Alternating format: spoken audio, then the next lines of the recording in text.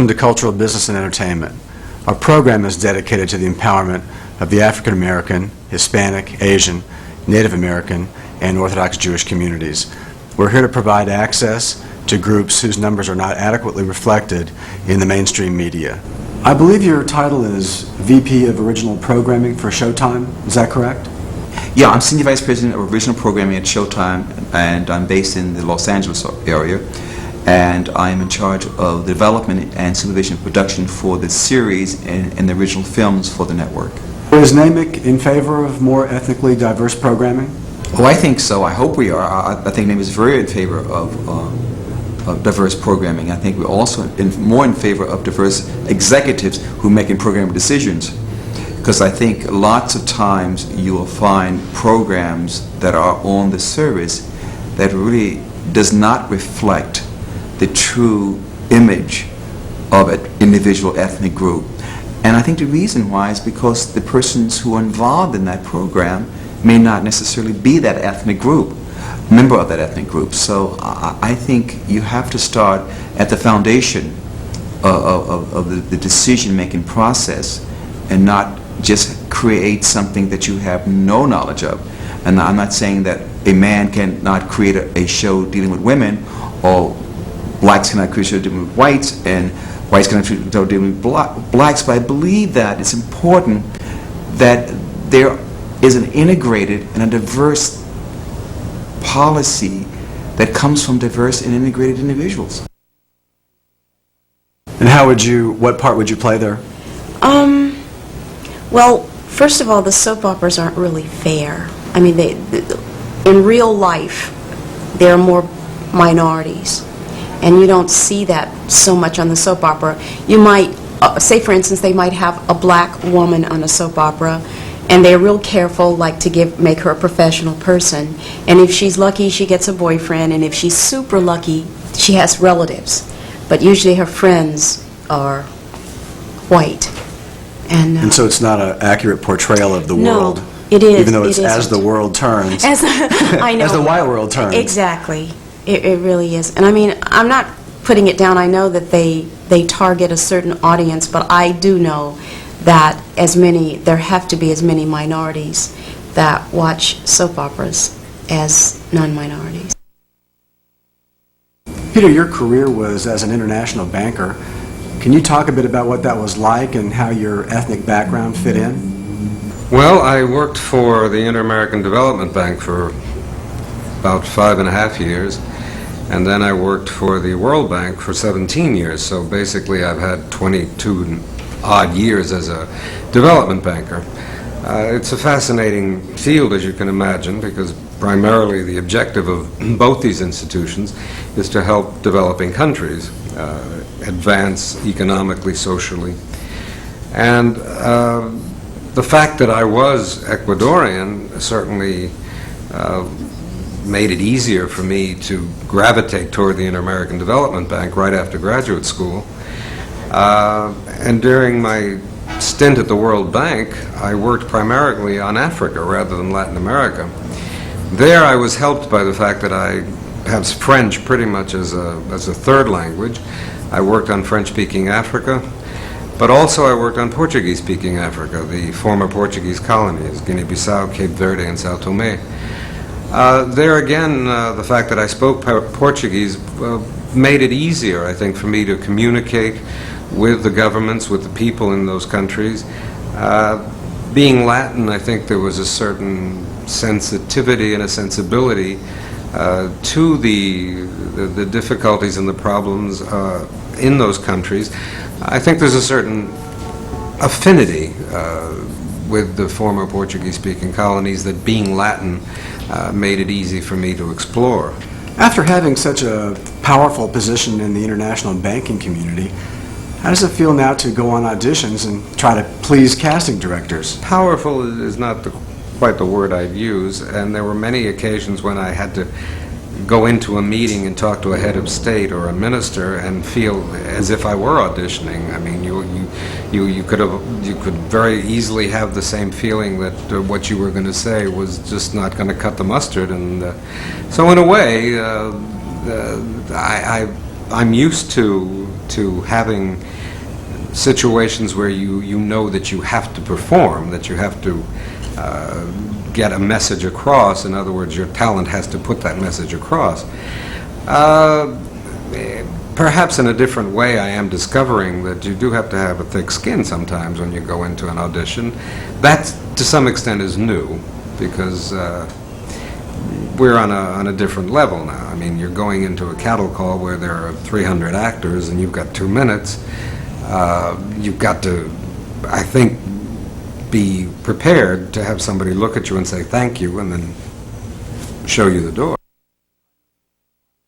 I'm Vice President of Contract Administration, Legal Affairs for Sony Pictures Entertainment. What I do is I administer the contracts. I make sure that all the provisions of the agreements are met with by Columbia and whoever has to do it. In addition, the Writers Guild, Directors Guild, Screen Actors Guild agreements, I assure that we're in compliance with those provisions because we are signatory to all the union agreements since we are a major studio. In addition to that, I do the rating board, which is submit films to the rating board and negotiate with the rating board on what has to be done in order to get a certain rating for a film. Were you able to get this position because of Hamas? No, actually, I started working before Hamas was joined, but it most certainly has been helpful in, let's see, if I need to research something or I need to talk to somebody at another studio, there's the network available where I can call someone and get certain information. Have you found discrimination in the film business against Hispanics? I don't think per se. I think it's a very tight industry as to where the, let's say, the great jobs, the creative jobs, the decision-making jobs are only available by who you know. They don't post it in the New York Times or the LA Times of any sort. You're not going to get those jobs unless you know someone or you're related to someone. So I wouldn't say there's kind of blatant, I don't want to hire a Latino type of situation, but if you're not in the inner circle, you won't find out about these jobs. Have you personally been able to promote Hispanics into your company or into the business? In my particular area, my department, I've got several Latinas that work for me, and whenever there's jobs available, at least now, after 10 years of Hamas, I do get phone calls asking me, well, we need some musicians, or we need some writers, or we need a director of that sort, we need crews, and I do get those kind of phone calls, and I'm able to pass those on to individuals who can qualify for those positions. How do you go about advocating for your membership? Well, we publish biannually a directory of Hispanic players. We're in our 7th printing, and we just this past 22nd of April had a reception over at Channel 13. Thank God for our mentors there. They're supporting us. And they sponsored a reception for our directory, which we publish and distribute to the industry. And I'm going to show you the directory. And as you see, it says HOLA, our H is silent, folks, the Hispanic Organization of Latin Actors, directory for 1993-94. We have upwards of 400 entries of actors, actresses, directors, people, children, and dancers, singers, specialties within the industry.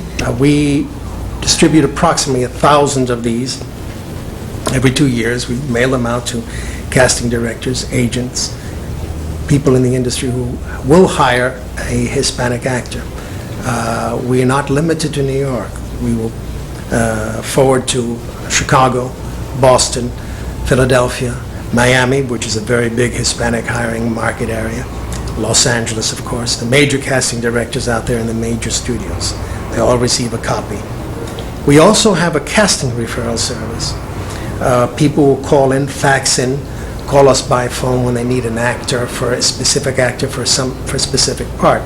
If the well runs dry, which is a favorite expression of mine, they'll go to agents, and if agents have submitted their signed clients and their freelance people, and the casting director or the producer or the client, if it's a commercial, are still dissatisfied with what they've seen in the audition tapes, then they will come to us. and more often than not, someone who's just come into the industry, who has been working for a while, who has not gotten his union card, will have access to an audition, get his break, and become a full-fledged professional. This is the first opportunity that I've had to actually talk to somebody who's in a current feature film, and I had the opportunity to see the movie, and I thought you were great. Did you like it? I did. Good, I did. good. Although the premise of oil under New York City was a little bit hard to imagine. Yeah. But anyway, can you tell me, first of all, how you got that part? I was auditioning in a very faraway place, like on the outskirts of Philadelphia. I was a little upset about having to go that far to read for a very small role in a film that was being shot in Philadelphia. But the director, John Deming, was kind of important to go. John Deming was important to go be seen by him. So I gave him one. You know, when he got from the table, he said, "You're absolutely wonderful," and he said, "But you know, it's only like one scene, and I think you're too fine of an actor to just do this one scene. I don't want to waste you on that." So he said, "My relative is directing a movie. Wait a while, a couple of weeks, and I'm going to tell him about you." So sure enough, a couple of weeks later, my agent calls and says, "You know, they want to see you for a movie called Who's the Man?" I said, "Okay, fine." I went up and read for this part, and sure enough, it was a much better role for me. But I got this part because of one director saw me and liked what I did so much that, and this was what's really made me feel good, you know, it's like, I cannot use you on this one day's work. No, you've got to have a lot more screen time. So that's why, that's how I got Who's the Man. You know, I went to the basic audition process. I had to read for it a couple of times, and the director liked what I did.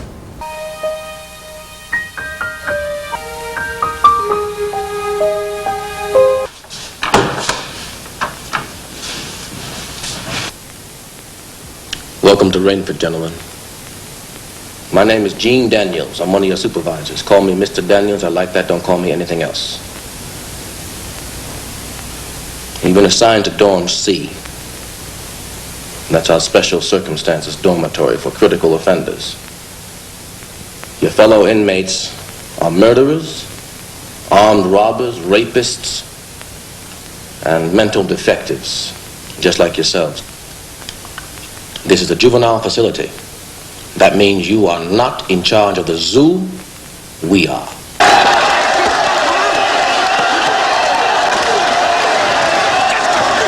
It was an honor to work with some of the people on my first few films that were so good to me. Alan Parker was very good to me, you know, and I learned a lot on tempering the technique that I had acquired at Juilliard, because I was in the first class at Juilliard, Group 1, with John Houseman, Patty LuPone, Kevin Kline were my classmates, and but to make the transition from Shakespeare and stage to screen was a very easy one for me. I had a lot of help. We're on location once again this week, this time at the Rosetta Lenoir Theater, formerly known as the Amos Musical Theater. They've been kind enough to interrupt their rehearsal to accommodate us. We are here with the lady herself, Miss Rosetta Lenoir, who is the artistic director and the founder, and also one of the stars of Family Matters on ABC. Rosetta, welcome to the show, or I should say maybe thank you for letting us come to your rehearsal hall. Oh, I think it's just the opposite. We're thrilled that you've come, because at this time of our life, we need you more than you think, a lot more. I am very, very lucky to have lived this long. You know, coming August the 8th, I'll be celebrating my 82nd birthday. And having not ever asked God for anything else but to let me live till I was 50, He's given me a 32-year-old bonus. I have a feeling, though, it's because He wants me to continue to do what I'm committed to do. And that is to bring people of every culture, every religion, every race together. I'm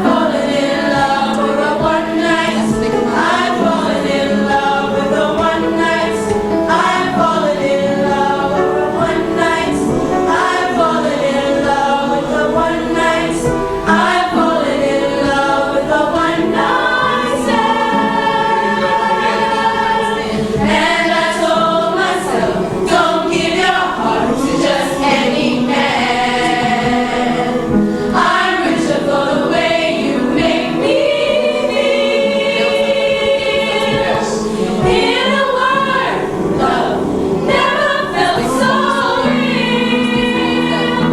But I know, coming from the background that I come from, that if the children are brought up to realize that we are all the same, that we all have the same ambitions, hopes, and dreams, and just to live by that golden rule, do unto others as you would have them do unto you. Forget my color, forget your color. We have pain the same way. And so that's why it is established. The criteria, everything about this organization is multiracialism, love and respect, and that's what they're taught here. But one of the critical issues in minority business development today, and has been for a good long time, is the need for capital. All businesses, white, blue, orange, or pink, there's always that need. How do I get more money? How do I meet my cash flow needs? How do I get financing for that contract I just won now? I won the contract. How do I get money to carry the contract out? This is where a fund, a Jewish fund or Irish fund or what have you, two ethnic groups coming together for the betterment of both parties would really enhance economic development within this city, within this state, and I suspect nationwide. Paul, you've talked about so many things, and you're such a creative guy. I'd like to know what the source of your inspiration is. Can you talk a little bit about that? The source of inspiration is my native culture. To merge it, the spirituality with the logic and the creative. To create the mastermind. What I get on the spiritual side, as far as the creative side, is my culture. Some of the great chiefs, Geronimo, Sitting Bull, and people like Adam Clayton Powell Jr.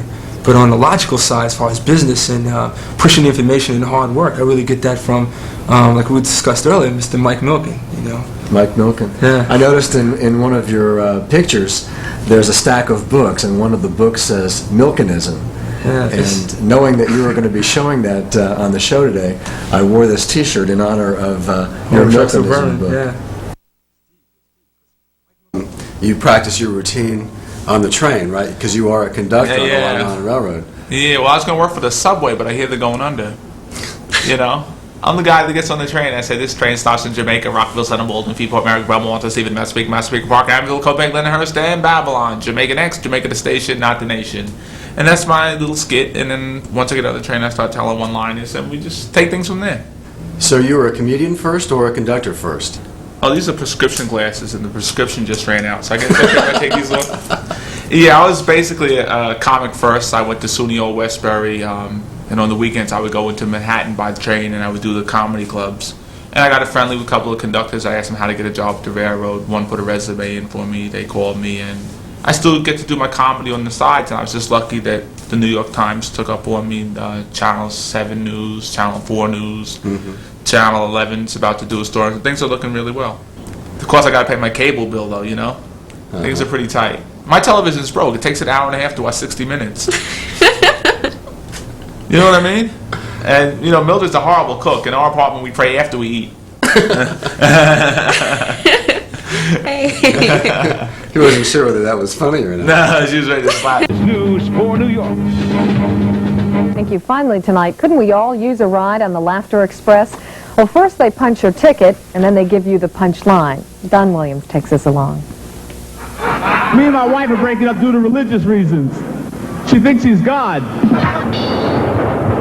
What a nice family. What's your last name, Adams? Someone once wrote that you should try to make the world laugh. It already has enough to cry about. I'm sorry, I'm so ugly the tide wouldn't take me out. I mean, I go to the bank, they turn off the cameras. You have entered the world of Peter Farrow. You are captive on the Long Island Railroad with a conductor who sees the whole train a stage. And laughter, the elixir that eases the boredom of travel. She called me up and says, hey, Pete, come on over. Nobody's home? I went over there and nobody was home. All tickets, please. He's funny. Let's face it. He's funny.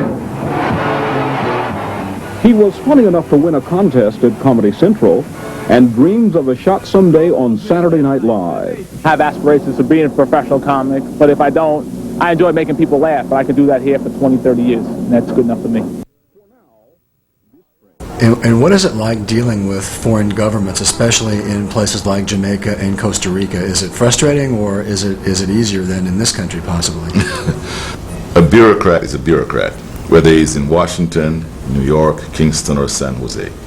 Okay. Maybe a subtle difference is that a bureaucrat in the Caribbean or Central America may not be as efficient as one here. I may not have the resources to work with. So it does require a lot more patience. But it's doable. It requires a lot more patience, a lot of understanding of the culture of the people you're dealing with. You go to someone's office and he happens not to be there for an hour, be patient. It's not an affront to you as an American coming in to do business and this man is not here, this woman is not here. Exercise patience and understand. Maybe he had to take his wife home for lunch. This is very important. Or maybe he had to go home for lunch. Or whatever the reasons may be, but there are a lot of cultural reasons why someone may not be on time. Here we are very concerned about time. We're very concerned about our space. How do I deal with you in terms of our space? In many countries, it's quite different. So I often say to people, as you get into a different country, understand how people deal with time and space, and little things like food, you know, very simple, basic things, to give one an understanding of those subtle differences in culture. We're on location in Chinatown on our way to a fantastic antique store called Sinotique. Sinotique is located at 19A Mott Street. And Jan, how's this location been for you? Our location has been really wonderful for us. This part of Mott Street is probably one of the oldest parts of Chinatown. We're very close to the intersection of Pell Street and Mott Street, and anyone who studied the Lower East Side knows that we're right in the middle of what they call the 5 Points District. Historically, it's very, very interesting. If anyone wants to come and ask a few questions about the area, I'd always be glad to help out. But it's been very surprising at how international Chinatown is. I think people really don't understand how many different countries come to visit Chinatown, and on every itinerary, I'm sure Chinatown is always up there at the top of their list to come and visit, to come and eat, and to come and see the stores, because there is such a concentration of very, very unusual stores down here. We have stores that specialize only in tea. We have stores like myself that have antiques and very nice gift items and furniture. And of course the grocery stores. So everyone always finds interest in Chinatown. And they seem to congregate in this original, oldest part of Chinatown. So it's been a very, very good location for us. Can you say a few things about maybe some of the hardships or disadvantages? As an Asian American and as a woman, I think that it's very hard, because a lot of times it's not based on talent or what you do or what you can do, and it's based on type and what you look like. And you know, if the guy who's playing my boyfriend is shorter than me, then they don't want to use me, or you're very limited by that. And I think it's getting better in terms of interracial casting. When I flip through backstage and stuff, they always say, "Oh, minorities are encouraged to apply," or you know, it's interracially cast. But usually, I think that's more for chorus parts or when like ensemble parts. I think that even like the big to-do with Miss Saigon and with Jonathan Pryce playing an Asian, and it's still kind of taboo to cast people who aren't the race that they should be for that part. And I think that there aren't that many parts for Asian Americans. The only Asian American playwright I can think of is David Henry Hwang. On this program, we're here to directly promote the relationship between two minority groups, blacks and Jews. And we're here with Dr. David Laserson and Reverend Paul Chandler. Welcome to the program. Thank you for having us. Thanks for having us. Do you feel like the blacks in Crown Heights view Jews as minorities the same as themselves? Well, blacks are beginning to get away from seeing themselves as minorities. And I think Jews also, when we begin to see around the world, I used to think of the Hasidim as a minority group. And now that I see, you know, in other cities that we've been able to visit, there's so many of them. We even have a brother who plays with our band, who's from South Africa, who's a Hasidic. So, you know, that term minority has been something, it was something that was put on all of us. If we look around the world, you know, Africans, people of African descent, make up, you know, almost 2/3 of the world's population. The Lubavitcher Rebbe has been saying for years now, and he's been catching a lot of flack about it, and most Lubavitchers do too, that, you know, he says that this Messianic era is right around the corner. And, you know, what I tell people is, one of the things that, you know, it says in the Torah that the time of Mashiach, or the Messiah, will be a time of peace for the whole world. So if that is indeed the case, let's make it work in our own backyard. You know, we can't just say it's going to happen globally, this sort of magic thing is going to sprinkle down from the sky, and we're all going to walk around patting each other on the back.